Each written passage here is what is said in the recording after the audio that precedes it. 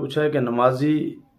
جہاں نماز پڑھ اس کا اگلا بندہ جو وہ اس کی طرف منہ کر کے کھڑا ہو سکتا ہے نہیں کھڑا ہو سکتا؟ دیکھیں ایسی جگہ پہ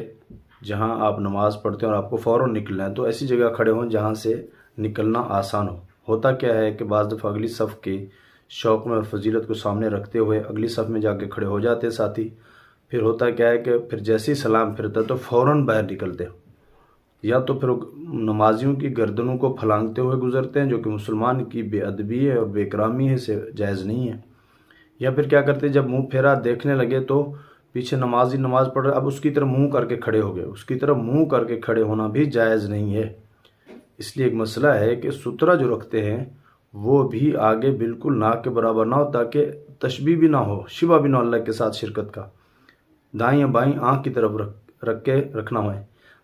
جائے کہ آپ اس طرف منہ کر کے کھڑے ہوں، منہ بالکل کرنا جائز نہیں، پیٹھ کر کے بیٹھ